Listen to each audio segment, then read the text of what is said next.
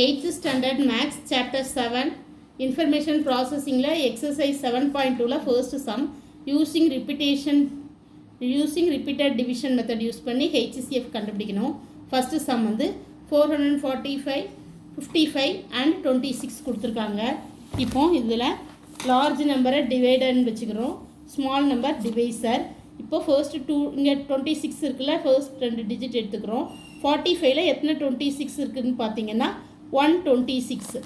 அப்போ 126 26 போட்டு subtract பண்றோம். 15 ல 6 போனா 9. இங்க 3 இருக்கும், 3 ல 2 போனா 1, திருப்பி அடுத்தது 5. So 26 195 ல எத்தனை 26 இருக்குன்னு பார்ப்போம். எக்ஸாம்ல 7 டைம்ஸ் போட்டு பார்ப்போம். 26 6 7s are 42, 2 மீதி 4, 2 7s are 14, 14 கூட 4 ஆட் பண்ணா 1882. அப்போ 7 டைம்ஸ் வந்து என்ன வருதுன்னா 182. இதை சப்ராக்ட் பண்ணுறோம். 5 ல 2 போனால் 3, 9 ல 8 போனால் 1.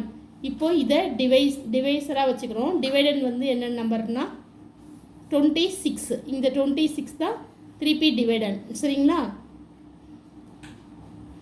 இந்த டிவைஸர் அடுத்த ஸ்டெப் வந்து இந்த ஃபர்ஸ்ட் நம்பர் சம்மோட ஃபர்ஸ்ட் இந்த டிவைஸர் தான் இங்கே டிவைடண்ட் ஆகும், சரிங்களா? இதோட ரிமைண்டர் தான் நம்மளுக்கு டிவைஸர் ஆகும். அப்போ 26 இங்கே போட்டுக்கிறோம். இப்போ இதில் எத்தனை டைம்ஸ் இருக்குது? 13 வந்து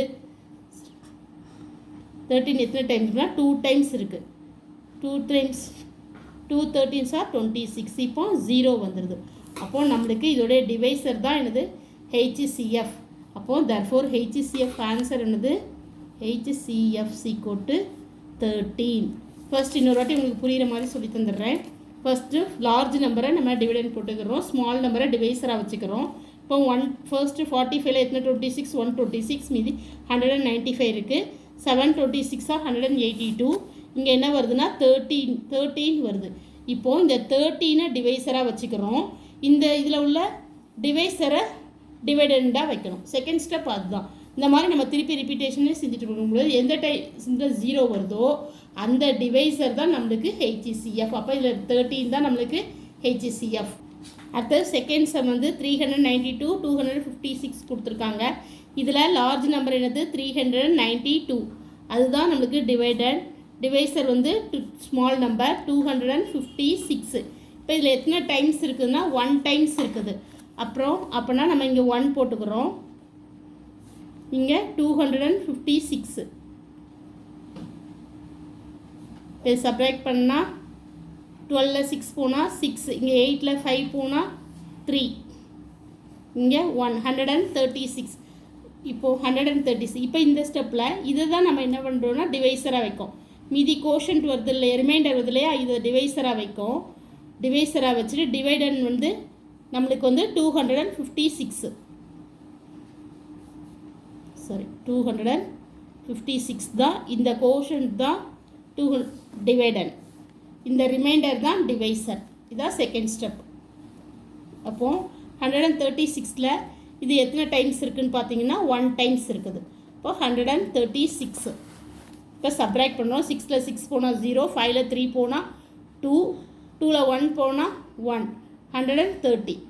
சரிங்களா? இப்போ வந்து இதுதான் நம்மளுக்கு டிவைஸர் வந்து இதுதான் நம்மளுக்கு டிவைடன் வந்து 136.